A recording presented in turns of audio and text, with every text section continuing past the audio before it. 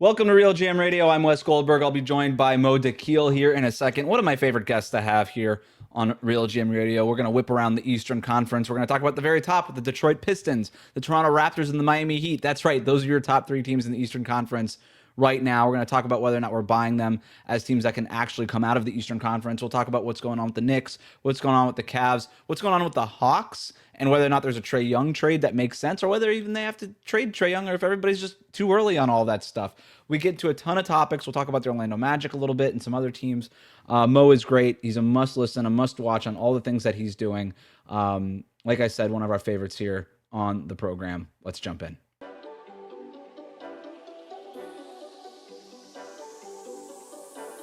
Yeah, ready to roll. Eastern Conference. Let's do it, baby boo. Let's jump in. I don't know I'm why already I said recording. baby boo. Yeah, that part was weird. Don't put that in the show. It might be the show. No, it might be the don't very put that. beginning of the show. Oh, gosh. All right, I got to go. So the East is very strange. It does not look at the top the way I think we thought it was going to look at the top going to the year. It's Pistons. It's How Raptors, did you not see this Heat. coming? How could you not see that coming? The Pistons and Raptors being 1-2. What did you not? What were you looking at? I'm gonna be honest. I had the Pistons on the over. One of my locks was 50 wins for the Pistons. So I'm taking my victory lap on Detroit. Now I'm not gonna tell you. I thought, what are they, 15-2 at the time of us recording? I didn't think necessarily that. I was bullish on the Raptors, but not this bullish on the Raptors. I was bullish on the Heat, and honestly, Mo, I wasn't even this bullish on the Heat. I was thinking like top 6 seed, not right now being in third. Who do you think the best team in the East is, though? Okay, so that's kind of a trick question. Right. Who is the best team right now? It's very clearly the Detroit Pistons. Yep. Right? Obviously, just record. You win 13 straight games. I don't even care how much of it is, quality opponents, especially when you have guys in and out of the lineup. It's impressive, and that makes you the best team in the East. I don't think that's a debate. Who I think will be the best at the very end is a different answer. Because assuming health, I think it's going to be the New York Knicks. Okay. So it is a trick question, and I think that's why it's an interesting question to lead the podcast off. If the playoffs started today, I'm going to frame it that way. And these were the standings. Who do you think would come out? If they were just like, you know what? Forget it. We're starting the playoffs tomorrow, folks. I still think maybe the Detroit Pistons are the team I would think I would have favored to win the Eastern Conference, just given on how they're playing. So I think just looking at the way the standing is, so Pistons, Toronto, Miami, then it's Cleveland 4 seed, New York 5 seed, Atlanta 6 seed, Philly 7, Orlando 8, Chicago 9, Boston 10. Let's just assume 7-8 is. Let's assume it's Philly, Orlando. Fair enough. Okay, so we'll go there. I think the Pistons can beat Orlando. I think that would be a tough ass series, to be honest with you. And actually, I'm kind of like, ooh, I would actually like to see a 7-game series of that. Yeah. And I have my qualms about Orlando. They've kind of getting better, but we can discuss later about that. I still don't see them getting out of the East if they got to face New York in the second round. And I think New York would beat them. So here's my viewpoint of New York, so people don't go because I know some people are already upset, and I know Piston fans are like, we almost beat them, should have beat them last year, should have gone 7, all that stuff. Okay, yeah, all that stuff's right. This New York team is still figuring out Mike Brown's system, right? It's a new coach, it's a different system. They're already 10-6. They survived a Brunson injury so far, and yes, I think the important thing to understand is this is full health, assuming everybody's healthy. I know they're going to have OG out for a little bit, but it's a question of if they're healthy. Yeah. I like this. I think what they're doing offensively has more opportunity for playoff success and keeping guys fresher for the playoffs than what they were running last year offensively. And I think that's where they would be able to kind of take on the Pistons in that round. I just think it's a tough second round, and I would probably pick New York. So let's use this as our jumping off point to talk about the Knicks. I think you're higher on them than I am. I have the OG Anunoby thing is the biggest sort of carrot here, the caveat rather. The defense just falls apart when he's not in there. They can't defend. They can't stop anybody when Anunoby's not in the game. I don't know about him winning Defensive Player of the Year, but based on his absence, you can make an argument that he'd be like the most valuable defensive player in the league right now because they just can't do it without him in there. You said that you like what they're doing offensively. I think I'm with you, but there are parts that make me a little skeptical. For instance, the points in the paint have just disappeared. They were 6th in the league in points in the paint last year. They're 23rd now. And their three-point rate has skyrocketed. And that is I think, calculated decision that Mike Brown has made. But what gives me the ick a little bit about it is they're kind of becoming a lot more like a Celtics team that they beat in the second round last year. And I think they kind of did it with points in the paint, those old reliable 2-pointers. And I don't know. Part of it is also that Jalen Brunson has missed time. That's a huge part in this. And we're still dealing with relatively small sample sizes. So maybe I'm looking too much into it. But I'm not all the way in on the offense just yet. Yeah. So like, I think part of it is though, it comes down to how they actually create those threes, right? It's a little bit different. In the series in which they beat the Celtics, my problem with the Celtics was never that they shot a lot of threes, right? It's how those shots were creative, right? And if it was, and there's a big difference with, I don't mind if a if a team shoots, 50 threes a game. I really don't. If it's, I'm going to dribble up and just go pull, yeah, now I'm going to have a problem. And bad teams do that. That's what the bad teams that shoot a lot of threes do, right? But if it's we run some offense, we get the defensive rotating, we run drive and kick game, and we find the open three, I'm not going to be mad about that, right? So, like, that's what I look for when I'm looking at their offense. And they run a lot of movement. They're running a lot of elbow game. They're running a lot of stuff. They've unleashed Mikal Bridges. To a degree, who I think he's still averaging a career high in assists, and give him more opportunities with the ball in his hands, which then allows Brunson to rest through the course of the game.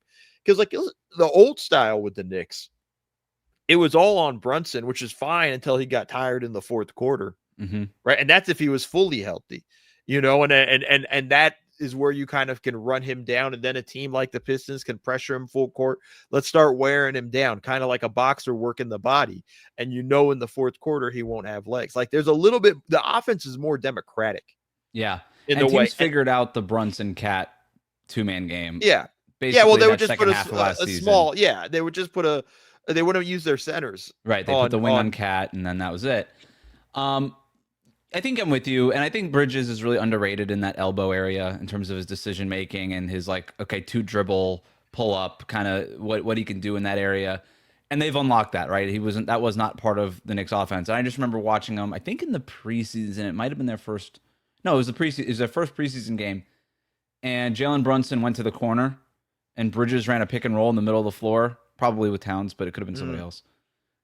And I was just like, wait, I don't think I've ever seen this before. Brunson just standing in the corner without the ball and action happening somewhere else with other players. It was kind of shocking to see it. And that really, to me, we know the numbers, but that really to me speaks to just how one-dimensional the Thibodeau version of the Knicks offense was versus this Mike Brown offense, which in all of his stops, he's pretty much varied it, especially since being an assistant with the Warriors, what he was doing in Sacramento. He's very good at adding different things to the menu. So you're probably right that overall, even if the Knicks offense doesn't kind of hit the ceiling that it did last regular season, it'll be better off in the postseason because of it. This is like kind of like an underdeveloped thought in my head that's been floating around for the past few years. Perfect. And this is going to be, I'm going to out myself here for this, right? I love it. I'm a bit of a believer, or I'm slowly, and this is going to drive stats people crazy.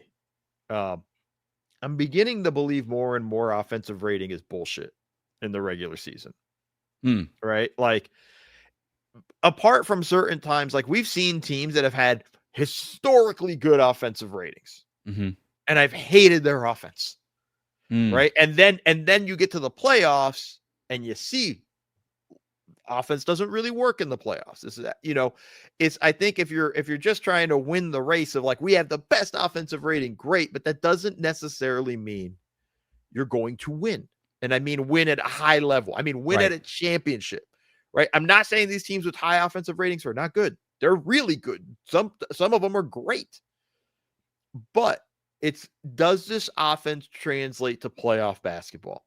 Because that's what it was with the Knicks last year. And they got to the conference finals. It took them very far. They almost got to the finals. It's can this kind of be conducive? Like for me, what I love more than anything else from a team is teams that have versatility on offense. I don't care. You know what you need? I don't care about offensive rating. You just need to score more points than the team in front of you that night. Mm-hmm. Right. And I think sometimes we get locked into this whole thing. Last year, the Knicks offensive rating was so high. It was like, okay, but you can't critique it. I'm like, no, I have critiques, Mm-hmm. and yeah, they're nitpicks, but I'm going to pick these nits when we get to the playoffs. So I'm going to start pointing them out now. And I think that's kind of my thing with offensive ratings, a little bit fugazi in the way that it's kind of set up. And then in the regular season, also, it's like some nights you get to play the Sacramento Kings and you get to have you're going to have a high offensive night. Like It's just, so there's a level of like, I'm not sure. I feel like offensive rating is the greatest metric in that sense. I feel differently about defensive rating. And this is where I'm kind of full of shit. And also again, where I'm also part of full of shit, I will use offensive rating in my writings and stuff because it is a metric we have, but I do have things where I'm like, I'm not sure I fully buy it. This is a really good take. I think I'm with you on it. Even if it's a half-baked one, I think it's really good. No, because the regular season, as we know, is different than the playoffs, right? And that's an inherent basketball problem. We don't have to get into all of that, but an NBA problem, to be more specific. I don't think it's a problem. I think it's great. I think that's the fun part, but we could discuss. Sure. Yeah, totally. Later. Totally fine with that too. But it is an NBA thing, I guess, is probably a better way to put it.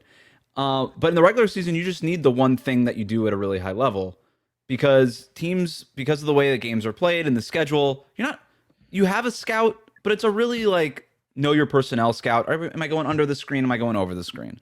Are we going to play drop tonight? Or are we not? Like it's kind of very basic stuff. What are their main pet actions? What are they going to run baseline out of bounds? Like, and then you just go into the game and you hope for the best.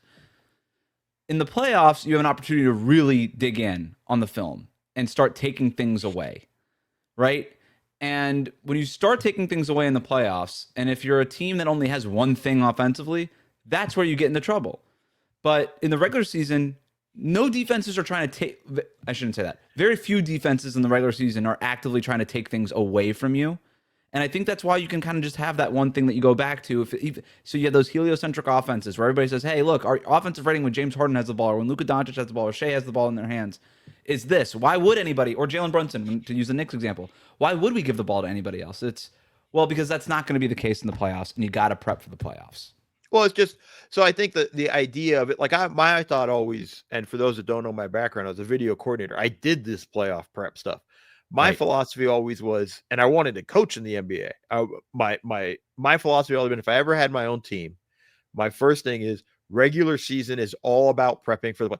Assuming I knew my team was good enough to make the playoffs, right? And so I'm going to build my philosophy in the regular season. I'm going to reinforce my philosophy in the regular season. Yes, we're going to have scouting reports for every game. We're going to go over these teams. It's like you said, these teams like to run this. They want to do this. This is how we're going to attack it defensively. We're going to change things defensively, but I'm also going to do stuff in there that I want to see what it looks like. So in the playoffs, maybe I go to it. Right. And that's kind of a concept that I think is something that obviously the higher echelon teams get to do. Mm-hmm. You're Oklahoma City, you get to experiment all you want in the regular season.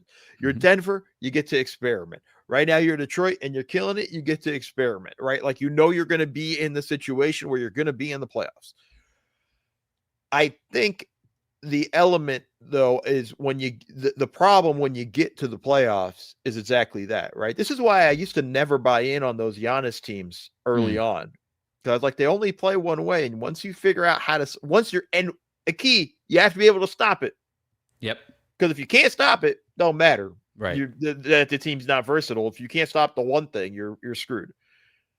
But I think that's why you have to kind of, in the off season, kind of experiment. What are we going to do differently? How are we going to, kind of come up with a new strategy? Yeah. And I think that's the important thing. That's why I kind of feel like that's where I go against a little bit of like, yeah, offensive rating is a good metric for us to measure offense. It makes sense. But how much stock I actually put into it in terms of it being playoff success is It's I'll tell you a quick story real Go quick. ahead. Just yeah. because when Dallas had Luka and they had like a historic offense, I remember trading messages with a Mavs executive, and he was taking an exception with something I had tweeted or something. I don't remember the exact tweet, but I was basically saying like they need versatility. This offense is too centered on Luka and this and that. And their response was, we have the best offense ever. Why would we ever change that?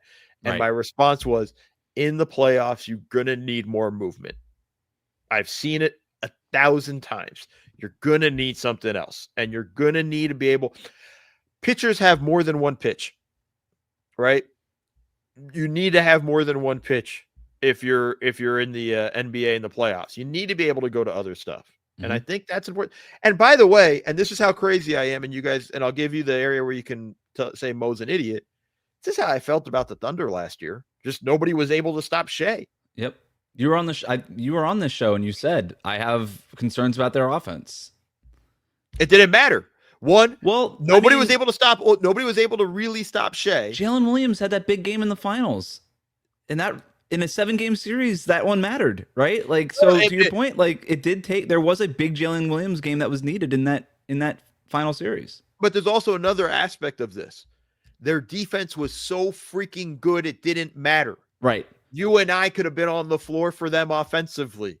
We shouldn't have been on the floor defensively, but like their defense was so good. I got some hard fouls in me. Yeah. Let me be honest with you. Having had to play in the get right game, your hard fouls are nothing to them. No offense. Right. Just telling you right now. It doesn't. Your hard fouls are hard fouls to me. Okay? Your hard fouls aren't hard fouls to them. To your point, though, about the offensive rating, it's one of my favorite cleaning the glass stats where you can actually break out your offensive and defensive rating versus like the top 10 teams in the league. Right. And I always like that stat. I don't know. It matters. Yeah, and I haven't like done the work to see like historically if that's actually representative of any type of level of success or not. But it's a stat that I like. Yeah. That's a fun exercise. All right. You do the work and let me know. Maybe in a couple of months when we get daycare ready to go. Today's episode is brought to you by Prize Picks. It's the holiday season, the best time of year for sports, bowl games, basketball matchups, playoff pushes. It's all happening at once. And while you and I are out here making decisions every day, what gifts to buy, what to eat, which game to watch, there's one place where it feels good to be right. Prize Picks. Prize Picks is simple to play. Just pick more or less on at least 2 player stats. If you get your picks right, you could cash in. Get in on the action. Prize Picks is now available in 45 states, including California, Texas, Florida, and Georgia. And Prize Picks now offers stacks, meaning you can pick the same player up to 3 times in the same lineup. If you want to pick more on Steph Curry's points, 3-pointers, and assists, now you can pick all of them in the same lineup only on Prize Picks. Prize Picks puts their users first, so all withdrawals are fast and secure. Prize Picks accepts most major payment methods, making deposits into your account quick and easy this sports season. So join millions of users and sign up for America's #1 fantasy sports app. Download the Prize Picks app today and use the code CLNS to get $50 in lineups after you play your first $5 lineup. That's code CLNS to get $50 in lineups after you play your first $5 lineup. Prize Picks. It's good to be right. I want to talk about the Pistons. 13 straight wins as we're recording this. They have a chance to break the franchise record with 14 straight wins on Wednesday when they play the Boston Celtics in Boston. So TBD. But either way, super impressive what they're doing. I was really high on the Pistons coming into the season. They remind me of like an Eastern Conference Oklahoma City Thunder. Like they're 3rd in defensive rating in the league. An awesome defense that does a lot of the same things that OKC does, not at the same level, right? That's why I say Eastern Conference Thunder. Like it's a Thunder light, but it's the same sort of model. Like they're second behind OKC in opponent turnover percentage. They're second behind OKC in points scored off of turnovers. They have the 3rd best defensive rating in the league, and they've allowed the 3rd fewest points in the paint per 100 possessions behind the Thunder and another team. And you just look at the model, elite defense plus MVP caliber dude leading your offense. And that has historically been a formula for success in the NBA. I don't know if they're the best team in the Eastern Conference, Mo. I don't know if they're going to make it out into the NBA Finals, but nobody thought the Pacers were going to make it to the Finals. I think the East is even more wide open than we thought it was going to be coming into the season. And right now the Pistons are standing on top, and I've been super impressed, and I cannot count them out. Let me put it to you this way. Nobody should be counting them out. I know I came out and basically did that to start the show, but like the concept, a few things you got to look at with them that I think really kind of matter. One, just the history of the past few NBA Finals, like you've said, we've always had a surprise team in the finals. Mm-hmm. Last year was the Pacers. The year before was Dallas making it to the finals. Somebody you got to remind, was it the 2023 Warriors? Was the Heat. The Heat making it to the finals. Yep. 2022 was the Warriors, and they won it, right? Mm-hmm. Like that's like we are kind of seeing a team that's kind of like, hey, situation works out, and it's been on both conferences. Mm-hmm. Weird things happen in the playoffs, plain and simple. The other thing that really impresses me about the Pistons that I think we don't give them enough credit for, they've played 11 clutch games and are 10-1 in clutch. Like they take over at the end of these games, right? They have a net rating in clutch, which again is small sample size and all that stuff, 44.6. Wow. So when the game is on the line, they go up another level. And that starts with Cade, by the way. Because that was also a knock on Cade early on, was Cade's great for the first 3.5 quarters. But when it comes to nut cutting time, he ain't there. Well, he's there now. And we started to see this last year, and now it's kind of evolved. And you're right. He's an MVP caliber guy right now, the way he's playing. This is pretty impressive with what the Pistons have done. They've avoided also the more impressive thing. And this is kind of another, I shouldn't call these Moisms, but Mo thoughts or whatever. We've seen many teams take a leap as a team and outperform what was expected of them, and then the next year with expectations crumble. Right. They've even the Atlanta Hawks effect. Well, the Hawks, the Kings. When I think of this, to be honest with you, I go back to the New Orleans Hornets, not the Pelicans, the Hornets. When the Hornets, because that was something where they came up real, and then they fell off and they never got back. It's like Memphis is a great. We see this all the time with teams, right? It's sustained success is so difficult. Mm-hmm. These Pistons not only aren't crumbling expectations this year, they're exceeding them. And even if they have a bad stretch, they've banked so many wins right now. It's not going to make a big difference, as long as it's not like an absolute insane stretch. But I just think when you look at the way they're put together too, and here's the scary part, like I still want to see what it looks like with Jaden Ivey. Yep. We haven't gotten a lot of that. I know he just got back. We're still sort of waiting to see what this team looks like at full strength. And look, they've beaten Cleveland 3 times now. Maybe I have to. Let me pull up the schedule. You talk. I'll do this. You do that. They beat somebody enough times where now the tiebreaker is going to matter. No, they didn't beat Cleveland 3 times. What am I talking about? Anyway, I'm thinking about a different team. No, that was Toronto. Sorry, I was talking about Toronto earlier. Toronto's the second place team. Yeah, the second place team. That's going to matter. That's going to matter potentially in the standings. But with the Pistons, the Cade Cunningham part is huge. And his clutch performances have been awesome.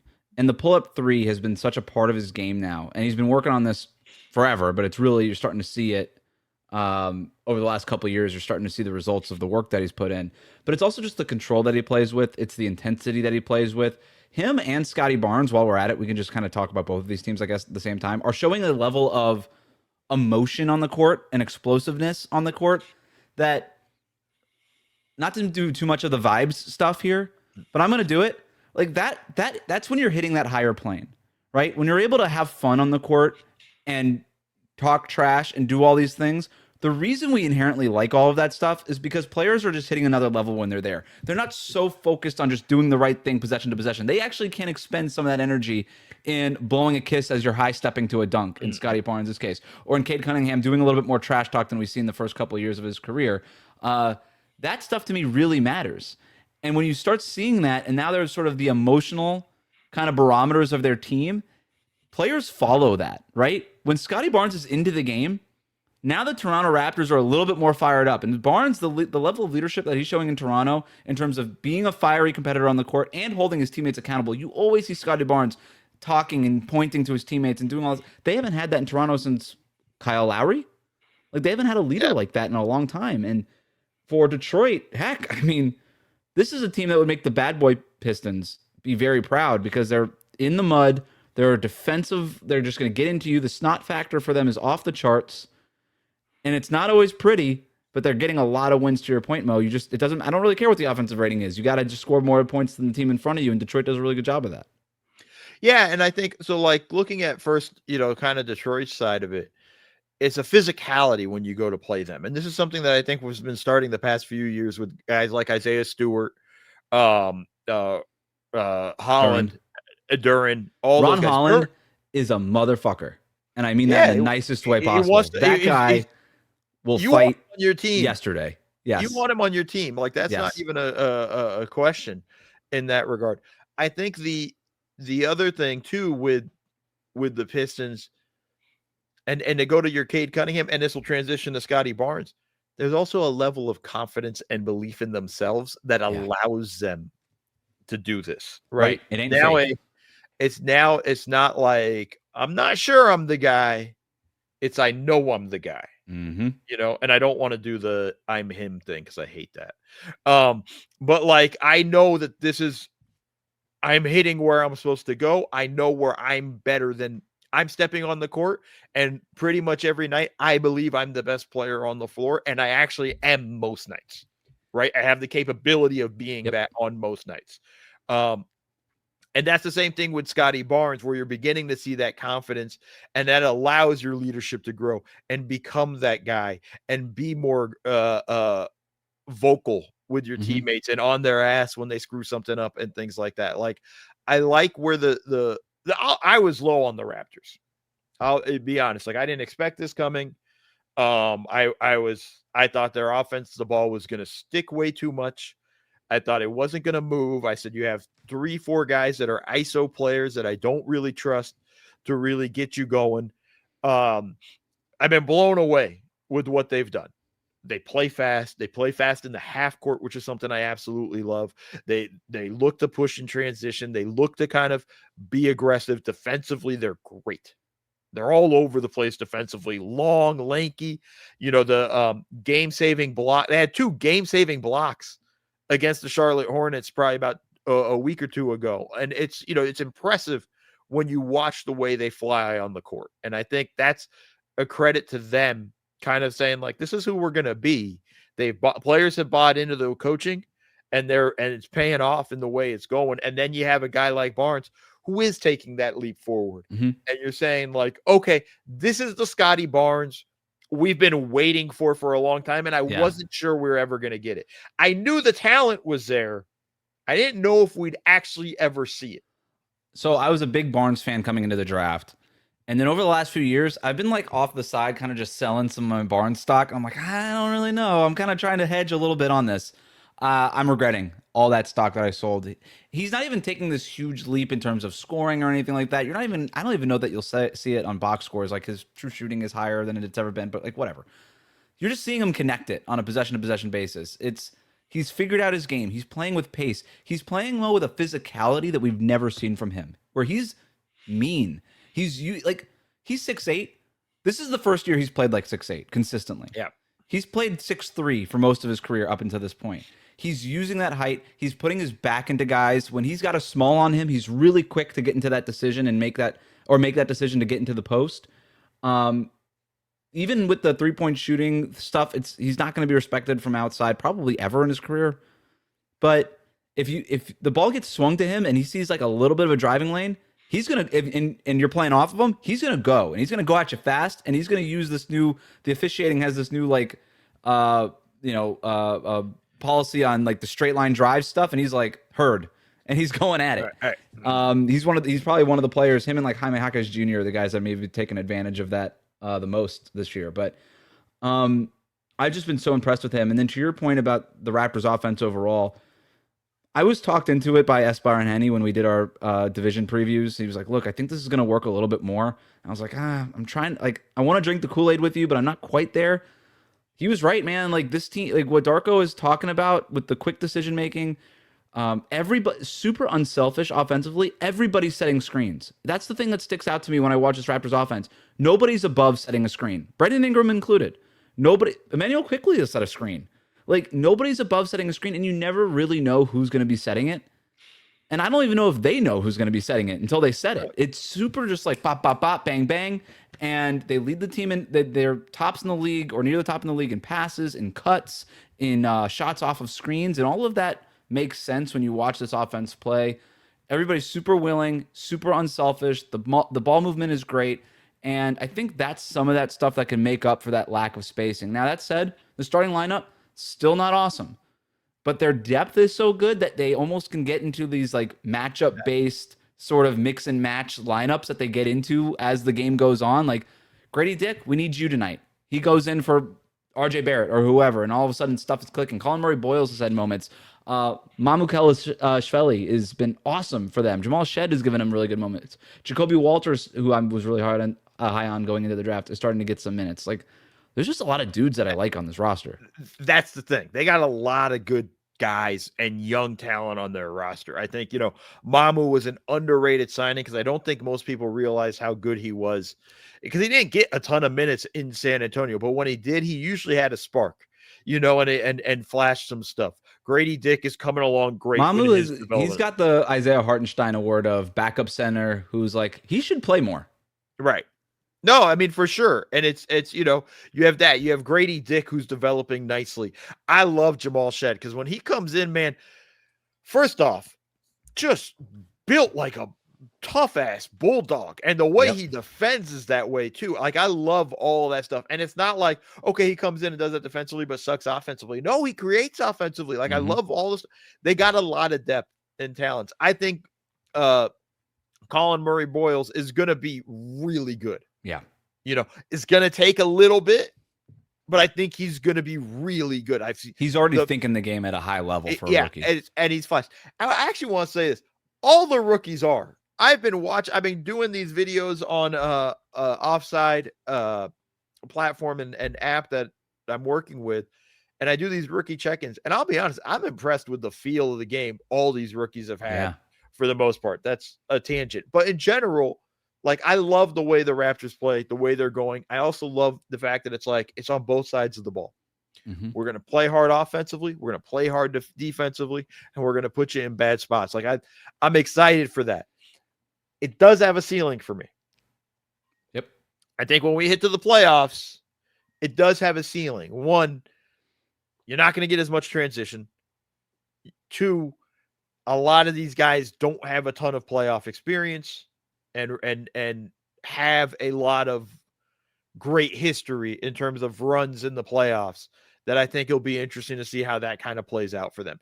But you can't deny it, man. They're the 2 seed right now. They're rolling. Like, they're definitely a top 6 team. I had them as a play-in team, so I was way wrong in my assessment of them. But it's going to be an interesting way to see how they kind of continue on with this stuff as they get some bumps and bruises as they get going. 100%. And that's okay, right? Nobody's expecting them to come out of the Eastern Conference, but they're building on something here, and they have a system in place. The coach is the real deal. There's a lot of players you like. Maybe in a couple of years, there's a consolidation move that they make and go get that guy. Because if there's one thing that makes me a little queasy about the Raptors on offense, there's a lot of. I like Brandon Ingram. I'm a little bit higher than consensus on Brandon Ingram, but I don't like him enough to be the number one option on a team that's going to win multiple playoff rounds. Right. And he's the volume shooter on this team. And Scottie Barnes, that helps Barnes, right? Like, there's a lot of shots that he's getting that are assisted right now as sort of a second side creator. A lot of his shots are coming that way, and he's initiating, obviously, as the first option a lot of times too. But if they can upgrade, either Barnes has to level up and become the number one option like the way Cade has, or they got to upgrade that Brandon Ingram spot. And this is first world problems, and I don't want to like poo-poo anything that Toronto's doing. It's the problem you want to have if you're Toronto right now, instead of just trying to figure out like, oh crap, we suck. What are we going to do? It's just simple as that. Let's talk about my Miami Heat. There you go. 5-game win streak. Tyler Herro comes back on Monday night, has 24 points in a game against in a win over the Mavericks, including the go-ahead floater, just floater after floater in that game. 8 floaters. I think I saw it somewhere on Twitter. I don't know if this is accurate, but it's like the most floaters ever recorded in a single game since we've had that tracking data. And I'm like, okay, that's a cool record to have, I guess. Jordan never did it. We didn't track it back then. Right. Okay, fair enough. This team is fun to watch, and that is my biggest takeaway. We can get into all the other stuff if you want to, Mo. I'm very interested to what you have to say about this offense. But the biggest takeaway I have on this Heat season so far, fun to watch, which is not something I've said about this Miami Heat team. It feels like in 3 regular seasons. It's just they have not been fun to watch. Now they are. It's not the Miami Heat we're used to, right? Like we know. Listen, at this point in the season, we know the whole story. They're playing fast breaks, but like you have to give credit to Spo saying, "Yeah, man, our offense sucks. We got to change." And there are a lot of coaches, I don't think people understand, that just, nope, this is how we play. This is what we do. And this is what we're going to continue to do. I know it's worked.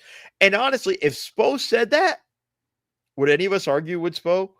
Like, we just go like, yeah, the offense sucks, but Spo's won championships off of this. He's gone to finals 2 finals in the past few years, off of that. Kind of just got to roll with Spo. But like, to his credit, he's come in and just said, no, we got to change this up. Let me make an offense that fits the team. And the most important thing about this whole offense is completely rejuvenated Jaime Jaquez's career. After a great rookie season, his second season went in the tank. It was not good. He struggled a lot. And now he looks rejuvenated in what he's doing. This team, Davion Mitchell's been phenomenal. I think it's going to be interesting to see how they handle that with Herro, because he is so good for this team and this offense that I wonder what this kind of does with Herro and how do they deal with all of that. But you just got to love what you're seeing from there, because the other thing about this is they're still the Miami Heat defensively. Yep. They still defend their asses off. And I think that's an important aspect of it. If you're going to play this fast, you got to be able to get stops on the other end of the courts, because the teams that we know that play fast like this in history were not good defensively. And I think that's kind of where you're going to see this. Like, this is the thing for this Heat that's different, is they've kept their defense as rock solid. And then you have guys like Khalil Ware looking really good, getting Bam back and Bam going through all, like, they got a lot of stuff there I like. And again, this is another team. I wasn't expecting this. Wasn't expecting it either. I had heard that basically at training camp that they were going to run a lot of different stuff offensively. And they got back into some old school stuff, Mo, that you would appreciate. Like, just that old, like, middle school drill that you used to do is get the ball up the floor without dribbling. Yep. They were doing that in training camp. And you could start to see some of that stuff now on the court with these hit-ahead passes and all these things. But you mentioned the pace plus the defense, and this was from John Schumann in his weekly power rankings. I love this stat. He goes, over the previous 29 seasons for which we have play-by-play data, only 14 of the 145 teams that have ranked in the top 5 in pace have also ranked in the top 5 on defense. And the Heat are on track to become the 15th team. That is rare company. By the way, the Thunder were one of those teams last year, and are one of those teams this year. But I can spoiler alert: they'll be one of those teams next year, and the team the year next after that. But, the Heat are hoping to also be there, right? Like, this is not a temporary thing. Talking with people within the Heat, like, this isn't it's post Jimmy Butler. We don't really have that superstar, so we're just trying to figure things. They believe in this. They want to play like this. Now, that's not to say that it won't evolve, and I do think that we will slowly see maybe more pick and roll added. We're already starting to see opportunistically them kind of just setting an old school, whatever, just like a classic pick and roll, just here and there. They'll just call it up every once in a while, and I think it'll be really interesting to see what Tyler Herro does in this offense. Even he said after his first game back, he was like, it was weird to not to come up the floor and not call like Khalil up for a screen, because there's just so much muscle memory in doing that. And he's going to have to, there's going to be growing pains with Tyler Herro in this offense. But I want to go back to something you mentioned about Davion Mitchell because I 100% agree with you. This guy, first of all, throws overhand fastballs as a pass. And that is such a great fit in this offense. And him doing that with the hit-ahead passes also, and then his ability to also just get downhill and get 2 feet in the paint and make the right decision is so underrated. We all think about Davion Mitchell as this defensive guy, kind of like what you were talking about with Jamal Shed. Offensively, he's got game, dude. Like, that guy is making a positive impact in this Heat offense. I don't know that they could afford to take him out of the starting lineup. And last I checked, you can only start 5 guys. You can't start 6 guys. We'll see what happens. Why not? No, I'm just kidding. Put them out there, see if they catch it. But so to let me, me ask you, since you're here, you're there. Who do you take out of the starting lineup? Like, how do you do this? So if you have to put Davion, so the reason I would like to have Davion in there is if you're doing the starting backcourt of Tyler Herro and Norm Powell, Powell has been awesome for the Heat, but he's been awesome because he's the second side guy. Ball swings to him, makes a decision in half a second, shoot, dribble, or pass, and he is destroying opponents. I don't think that would be the case if Norm Powell is your initiator. And the Heat made it very clear Norm Powell is our second side guy. He's not going to initiate a lot of offense for us. And that's good. It's obviously working. Tyler Herro has been an initiator for the Miami's offense over the last couple of years. But like I just said, he's still figuring out this offense. So do you really want the guy who just got here initiating your offense that is pretty complicated? There's a steep learning curve. And then once you do it, you're kind of, you're on skis. But before that, there's a steep learning curve that we've seen everybody in this offense kind of go through. The preseason was ugly. They had more turnovers than assists in the preseason for a reason. It takes a while. Yep.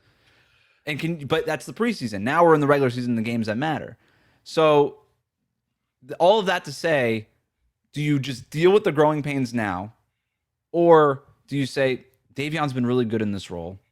Let's keep him in this role and let Tyler Herro kind of get the Norm Powell effect and play off of him. And if that's the case, do you start Davion, Powell, and Herro? You have to start Wiggins, because of his two-way play. And then obviously Bam, and that takes Kel'el Ware out of the starting lineup. And maybe you do that. I don't think that could be off the table because we've seen Ware going up and down, but the way he's playing, it's really hard to do that. So one great problem to have again. Yep. Right. And the only thing I would say about this is I honestly think you just have to start the learning curve now. Because you need to give enough time for Herro to understand. Because at the end of the day, and again, everything, I know it's November, but at the end of the day, everything comes down to, all right, but what happens in the playoffs? Mm-hmm. And we're going to need Tyler Herro to be on the floor in close games in the playoffs. So we need to get him as many reps as possible in this offense for 2 reasons. Besides the playoffs, if it's not going to work and it's not going to click with him in the offense, then we need to know that. And if we need to move him, we need to move him. And I think that's an important aspect of what you're kind of watching for with them. So, I mean, honestly, like, it might be a tough conversation with it's going to be a tough conversation, whether it's Davion or Kel'el Ware. And you got to just say, like, yo, you need to keep rolling with how you're rolling. But we need to bring you off the bench. And I think that's kind of and maybe it's situational depending on who you're playing, how you want it, if you want to start Ware, if you want to start Mitchell, but I think it's one of those guys. And you just got to hope that it doesn't change their play with all that stuff. Because I think that's where you got to go with it. Because Herro is the guy you're going to need at the end of games in the playoffs. And it's not, I know the offense is exciting and they're scoring a lot of points, but on a possession basis, they're not terribly efficient, right? Like, this is still the 13th ranked offense in the league schedule adjusted offensive rating. And they've only had Tyler Herro for 1 game. In other words, there's room for improvement. And Tyler Herro, for as efficient as he can be in this offense, is the guy that can improve this offense. Now, they've missed Bam for a long stretches. They've missed Norm. That's also contributing to maybe a lesser than expected offensive rating based on what we're seeing on the court when they're right. But there's still room for improvement offensively. I think what you said, maybe some nights it's Davion, maybe some nights it's Kel'el. That's probably the way to go. I do think the closing lineup is probably Davion, Herro, Powell, Wiggins, Bam when everybody's healthy. And that could be really interesting too. Anything else on the Heat? Oh, can we talk about Bam? Sure. That guy. So one thing you mentioned about, you were 100% right. Eric Spoelstra deserves so much credit for just taking the old offense, throwing it in the recycling bin, and just starting fresh. And frankly, taking a maligned offense last year from Noah LaRoche, and who was sort of involved in all the controversy and drama going on in Memphis late in the year that ended up being resulting in Taylor Jenkins getting fired, and an offense that a star player in John Morant essentially rejected. And he said, what didn't work for them is going to work for us. And went out and hired LaRoche as a consultant, added some of their own things. It's not the exact same offense. He gets a lot of credit for kind of seeing what other people did not see. And I think that's the forward-looking, everything like that deserves a lot of credit. The other person who deserves a lot of credit in this is Bam. Because, to your point, there's not a lot of coaches that would have just said, everything I've done, I'm going to throw that out and I'm going to start new. There's not a lot of star players who would sign off on that too. Especially a player who you have to go to him and say, I'm not really sure where your offense is going to come from in this new scheme. Because if you think about everybody in this offense, Bam's the one guy where you're just like, not a great isolation scorer. Before this year, he's shooting threes really well this year, but before the season started, he didn't have that track record. He was good the second half of last season, but that's about it. There wasn't like a lot, like you don't think of Bam as like this fast-paced kind of guy, and yet he was like, it's fine, I'll figure it out. And they do allow him to take more mid-range shots than anybody else in the offense. He's sort of the zone buster, and he's found a home in that. But you didn't know that stuff was going to happen when you were doing the install of this offense in training camp, and I think he gets a lot of credit for that. What are your thoughts on Bam? And I also want to talk about his defensive player of the year case really quick. I'm going to be a little bit mean here, which, I haven't done it all yet on this show. Right. Bam hasn't done enough offensively to feel like he should have a say in the offense in that way. And I mean that, in like, I know what the dribble handoff game he had with Duncan Robinson, all that stuff.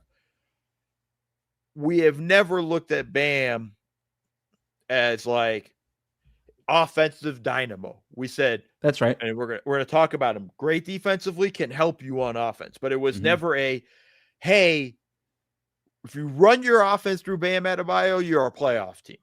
Right. We've never said that about him. So it's to be. And I give him credit for adjusting to the offense, evolving to now shooting 5 threes a game. Like, I understand he's evolved and he's improved, and I'm not taking that away from him. But I'm also looking at him going like, if you're going to be upset that we're changing an offense, I'm going to be upset because you ain't never carried our offense. You were never the guy when we needed you to be, so that we wouldn't have to change our offense, right? And it's not, and to be honest, I think this offense is going to fit him just fine as his shooting's coming along and all that stuff. I love that they let him do the zone busting and all that, but it's, for me, I would just be a little bit shocked if I was Spoelstra and I said, we're changing the offense. And he's like, what? No, I love this offense. Like, bro, we score 12 points a game. Like, it's not a, as a it's team. A fair point. It's a fair point. So that would be my pushback on him. Whereas, like, for example, this not working with Ja was Memphis's offense, right? Yeah. Like, they've gone to the playoff behind his offense. Do I think it could have worked if Ja bought in more? Yeah, but I feel like him and Bam are on a different level in terms of their say in a lot of this stuff. But if totally it was, fair. hey, if we're changing the defensive scheme, which they've also done a lot over the years, and he's bought in, but like, I could see him saying, no, too far. And I'd be like, okay, I got to listen to this dude. Well, let's talk about him defensively. Victor Wembanyama probably isn't going to end up playing enough games, which means that defensive player of the year is going to be wide open again. We're still not going to be able to crown Wemby the defensive player of the year because of the 65 game rule. I just give him the fucking award. Sorry, I don't care if he plays 12 games. Well, you could also say, I mean, it's a little surprising that Bam's never won it. It is. He's having a great year. The Heat have a 105.6 defensive rating when him on the floor. They were horrible in the 5+ games that he missed. Like, could not defensive rebound, gave up a ton of second chance points. Defensively, they were a mess, giving up a ton of points in the paint. Bam comes in, all of those issues disappear overnight. I think, and he's, by the way, had some really great moments early on defensively. He stole the inbound pass against the Mavericks, which was essentially the game-winning steal that set up Tyler Herro's go-ahead floater for the win there. He's been fantastic, and I think he needs to get some love for Defensive Player of the Year. Yeah, I don't think Bam should always be in the consideration for Defensive Player of the Year. Like, that's just his ability. That's his star skill, right? Yes. Like, that's where you start with, and I think that's always something there. All the numbers you line up make the case of, like, we always make the MVP case for Jokic of, like, look how bad the team is when he's off the floor. When we talk about Wemby defensively, look, when he's on the floor, it's a number 1 defense. When he's off, it's number 37. And I know there's only 30 teams in the league. It's like, that's the case we always make. That's the same thing with Bam, right? And I think it's like, when I'm on the floor, we're able to get stops. We make big plays. We are able to make it is much harder to score on us when I'm on the floor. And it's not a matter of just like, I'm just a shot blocker. No, he does a good job when he has to switch. He's in the right spots in his rotations. He's constantly there backing his teammates up. Active hands, the way he plays defensively. Like, I don't have a case against him.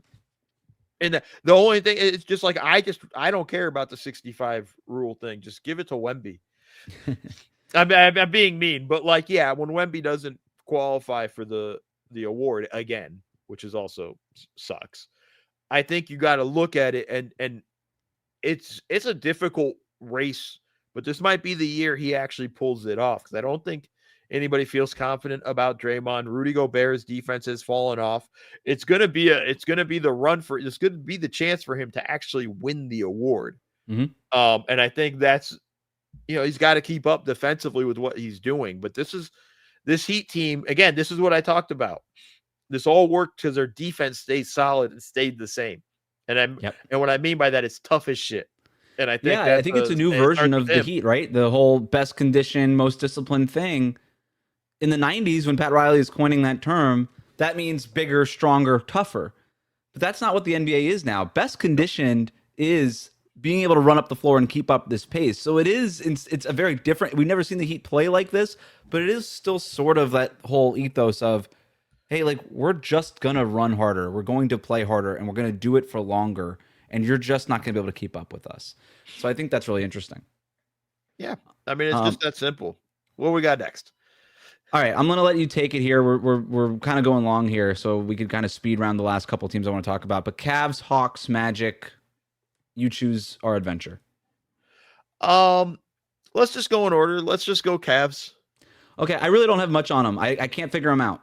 They're four players. They're core 4 players: Donovan Mitchell, Darius Garland, Evan Mobley, Jarrett Allen. They've played 37 minutes together this year. No wonder they've been up and down. It feels like they have 8 Jalen Tysons that they're playing in their starting lineup every night.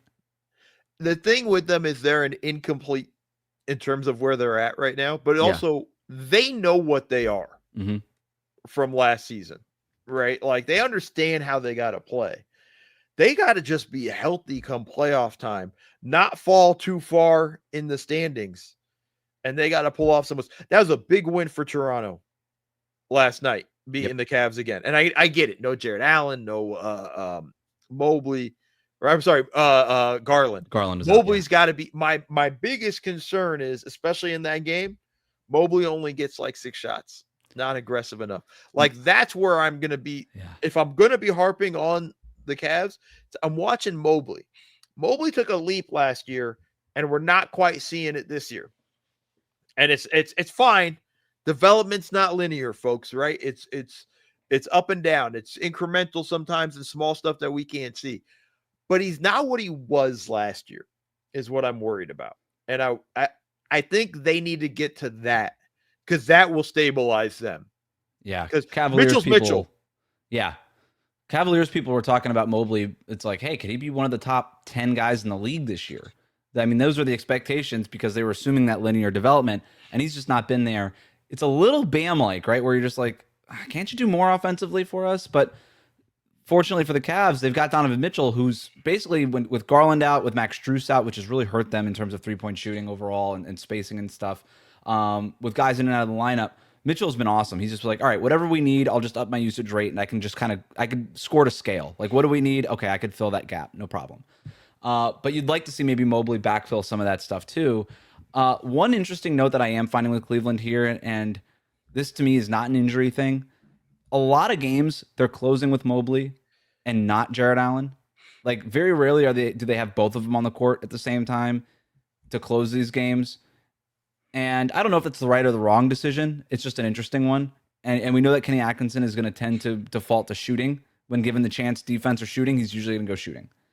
And I think we're seeing that a lot, despite the fact that they've been so hurt, right? Like you'd think with all these injuries, you just put your best players out there and just sort of figure it out. He's not doing that. I think I'd like to see Allen and Mobley play a little bit more together than they have so far this year. But maybe to your point, Mo, they just know, hey, we know this works already. Why are we going to waste our time with it? But, they haven't won as many games as you thought they would. But it is important to get these guys all on the floor together. It is. In that sense. But, like, again, it's not like they have to, this is their first, they have to figure out who's who. Like they understand what they got to do offensively. They understand what they got to do defensively. It will be interesting to see how Kenny closes games when they're fully healthy. One thing we should mention with the Cavs, great to see Lonzo Ball playing for them consistently. And it's been so much fun. The Atlanta Hawks, weird team. And I want to do some Trae Young trades with you here in a second, but Porzingis has played 11 of the 18 games. Not bad. Probably that's probably best case scenario of what you expected going into the year. Okongwu's shooting threes now. Jalen Johnson is making that star leap. He's probably going to be an all-star this year in the Eastern Conference. Zachary Rizichet is just this all-around sort of glue guy, and that might be doing him a disservice. He's one of their best on-off guys by all the metrics, and he's been good for them. It just feels like everybody is getting better except for Trae Young, and I understand that Trae Young is hurt, but Trae Young is... I don't know that he's gotten better demonstrably over the last couple of years. And it just sort of feels like they're outgrowing him. And I hate even doing this because I don't want to just like jump on the, hey, you have to trade Trae Young, because I don't know that that's the case. But there's a player option this offseason. There are going to be some thoughts about how do we want to finance this team? What are we going to do with the economics of it, with the salary cap and all these things? We really want to pay Trae Young what we're going to have to pay him to keep him and all these things. So we have to talk about it. But overall, it just feels like everybody's just growing. Nickeil Alexander-Walker really stepping up in his role, especially with Trae Young out in the lineup. So, just all these guys are sort of growing, and I just can't help but wonder when I'm watching them, are they sort of outgrowing the Trae Young era? Yeah, no. Right? Like, right. I think there's an element of like, one, I want to defend Trae here a little bit. Yeah. Like he did improve last year. He was setting more screens last year. He was working off ball more last year.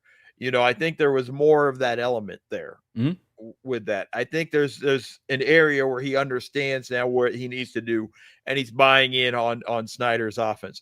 I would have loved to actually seen him play more with Porzingis, because I think he's never played with a big that can pop like Porzingis, who can force a switch and crush a switch like Porzingis. That he just hasn't. He's never had that opportunity. I would like to see more of that before we're definitive on those things, but it's also hard because we know Porzingis' injury stuff.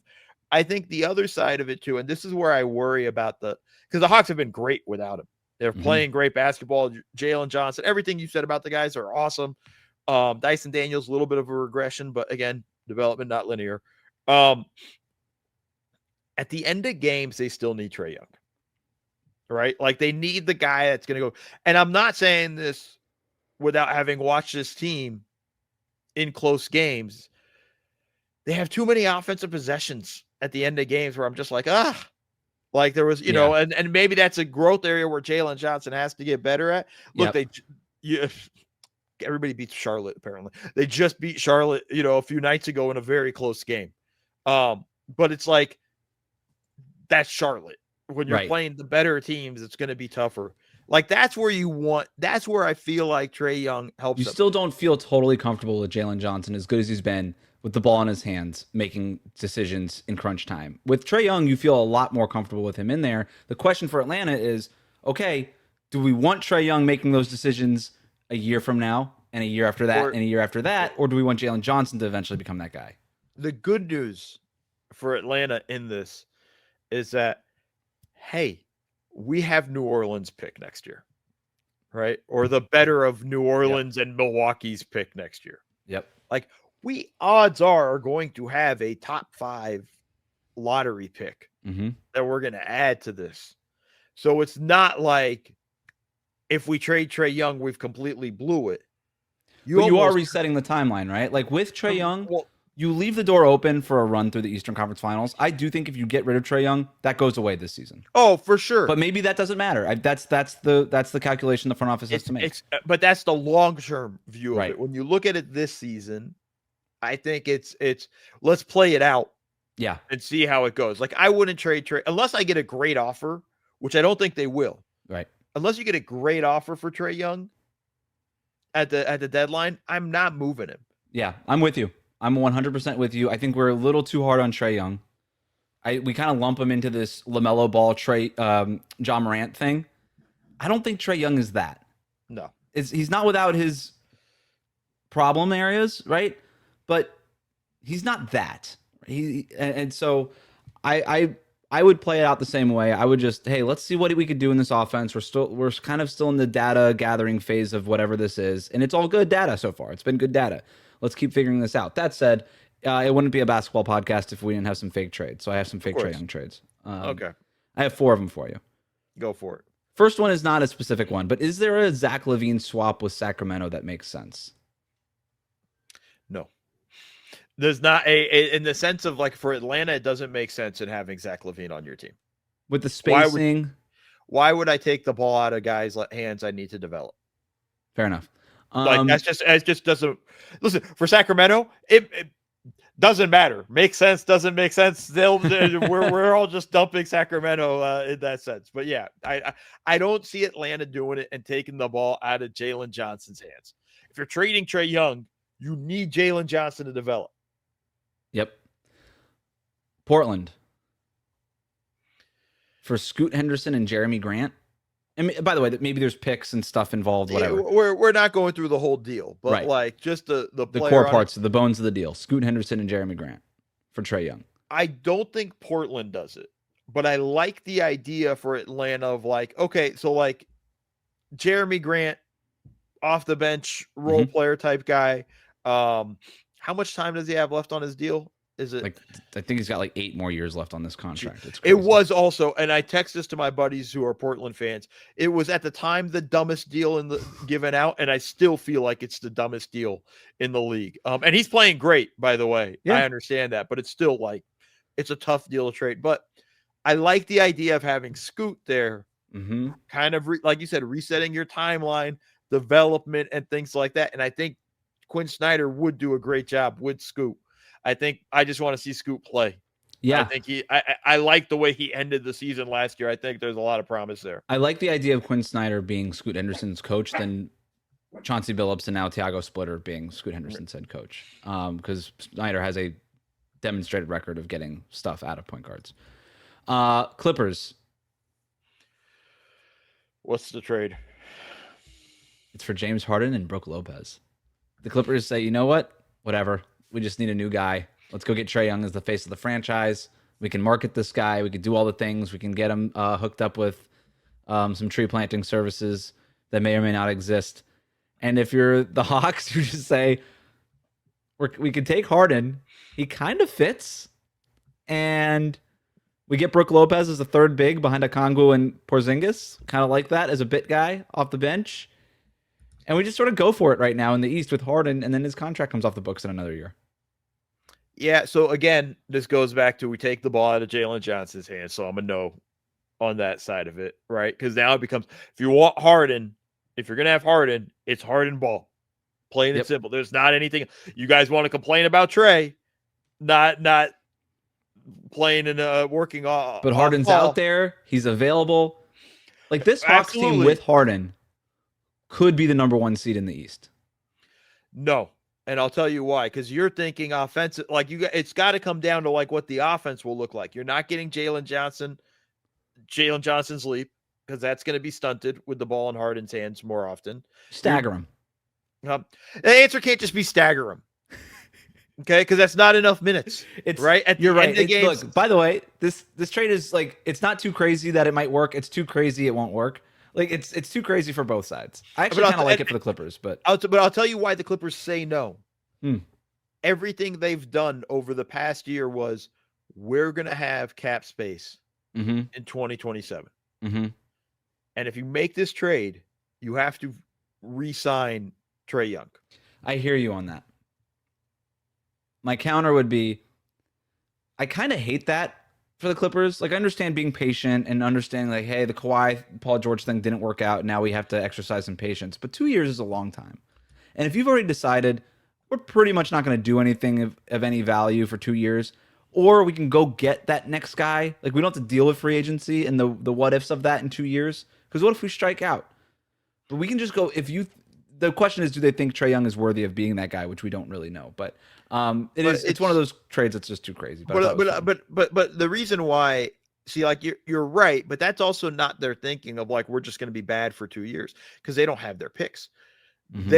What it just didn't work so far this season is their thought was, we're going to be competitive, we're going to compete, and maybe we get lucky and some things break our way and we make them run in the playoffs. They built a team that was, in their minds, a team that could compete. Just hasn't worked out, right? The John Collins trade didn't work out, right? And Norm Powell's killing it in Miami. And why did they trade Norm? He wanted a longer contract, not something they want to give up. And at the same time, the Bradley Beal stuff obviously didn't work out. He's out for the year. Didn't look good when he was on the floor. They just got Kawhi back. Like, their idea was, let's compete but preserve. Now, can you necessarily do that? I don't know. But for them, I don't think they're going to go running to get Trae Young because of that. And that's my answer for you on that one. Last one. This is my favorite one. You did a lot of these. Just 4 of them. Trae Young to Dallas for Anthony Davis, straight up. I actually kind of like it for Dallas to a degree. Yeah. In the sense of, like, you get another ball. But then you run into problems when Kyrie comes back. You got to trade Kyrie. That's the other part of this. It's, hey, now we've got Trae Young and we've got Cooper Flagg and we got PJ Washington and we've got Derek Lively, and that's what we're doing. I mean, this goes to the fact, if you believe that Cooper Flagg should be a secondary creator and not your primary creator, which is the way Dallas has been using him, then you kind of make this trade, right? And that's where you go, and that's where you go forward with it. And then that stuff. For Atlanta, AD, like, look, he helps you defensively. He's good offensively, but is he ever really, like, you already got one injured big in Porzingis. You're just hoping that they're injured at different times. You stagger the injuries. You stagger the injuries. You hit the settings on the game. So, yeah, but, like, that one's an interesting one. I kind of love it. Trae Young goes back to the team that drafted him. That's true. All right. We'll do quick Orlando Magic just because I feel bad not mentioning them. Jalen Suggs, he came back. Turns out the entire Magic season basically turns around after that. They've been awesome defensively when Jalen Suggs is on the court. Love Jalen Suggs. Emmy winner for most entertaining defender in the league last year. Could win it again this year.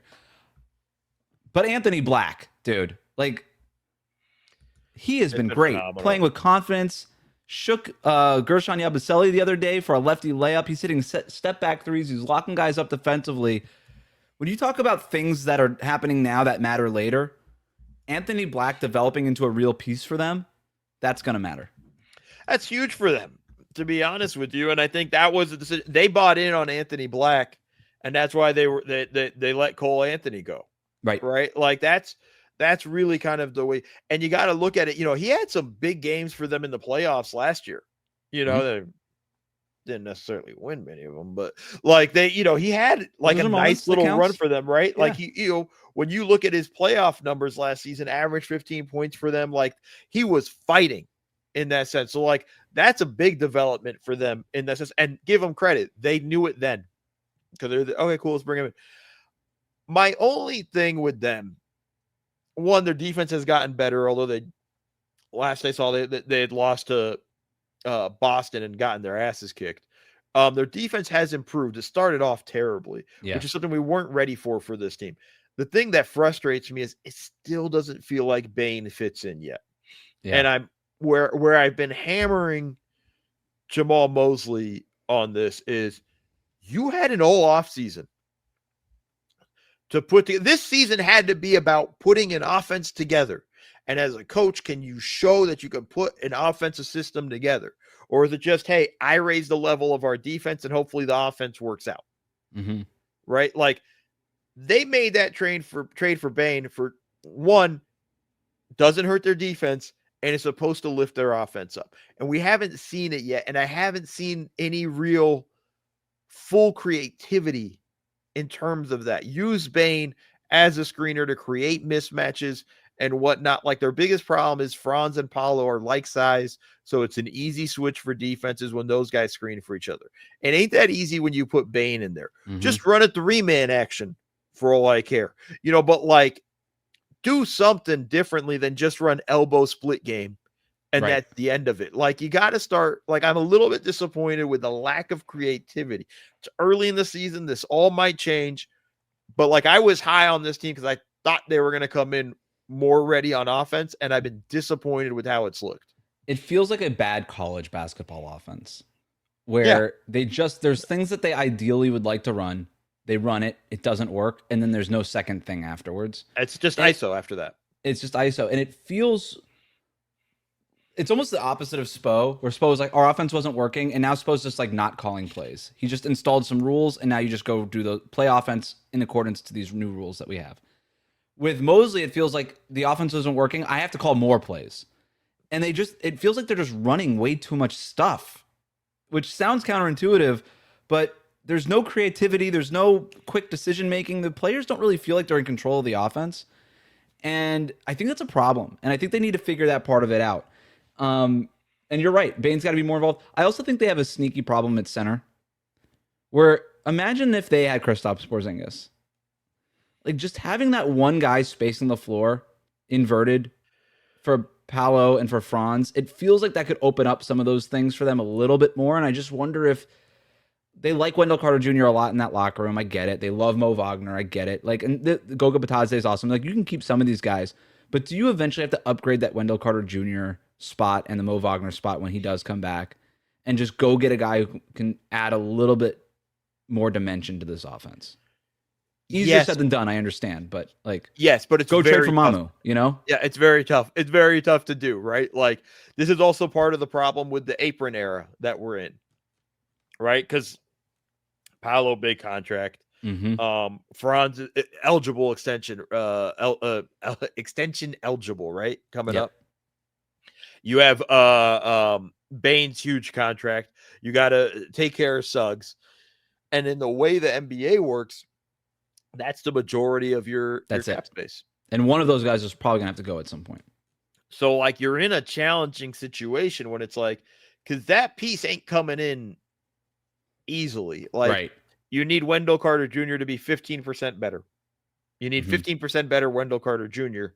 Can you find that guy? And can you find that guy cheaply? Is the problem and the challenge for them. And that's what they got. You got to, it might be somebody like they got to just get lucky in the draft with a young rookie that they pick. They're going to probably be a playing team, maybe a playoff team. So it's going to be out of the lottery. Can they find a guy that mid to late first round that can be that guy? And that's going to be the challenge for them. Yeah, they need to find their Quentin Post, their Mamu, their Jay Huff. And even those guys are downgrades from Wendell. Those guys are worse players than Wendell Carter Jr., but I just wonder if the fit thing ends up playing. I don't know. It's just something I've been thinking about for them. Mo, you're all over the internet in terms of basketball coverage. You are a must follow, but tell the people what you got going on, where they can find you, plug whatever you want to plug right here. Okay, I got a lot, folks. So take out a pen and paper, write all this down, and then go do everything I tell you to do. Perfect. Right? Go sign up for the app waiting list on offside.gg. You have a ton of creators on Offside. It's not just me. It's Jason Concepcion. Some of you know him as Network. Kofi Abuha, Kirk Henderson. We're Zach Harper, Michelle Beadle. Like, we got creators. Okay, so we're going to have some basketball videos and stuff, and it's a good app. I've gotten to kind of look at it. Sign up for the wait list so you can get into it. I know we're beginning to open it up a bit. We haven't fully unleashed it. So sign up there, offside.gg. Second, watch NBA TV this Sunday for the Association Weekend Edition. That's going to have Alexis Morgan, Zach Harper, and myself.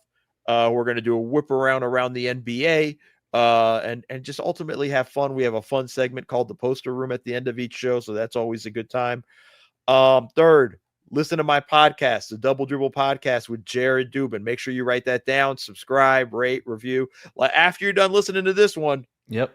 get over to the Everybody Double knows Dribble. you guys. It's two goated Real GM radio guests on a podcast. Like what you guys do twice a week? We do once a week. Once a At week. some point, we will expand to twice a week whenever we actually can figure out our schedules. It's tough, as we've talked about in the beginning. Pretty much that's it. Go follow me on whatever social media platform is your preferred. MODAKHIL_NBA. And you'll see all my stuff there. Mo, always a pleasure. Love catching up with you, buddy. Thank you for having me.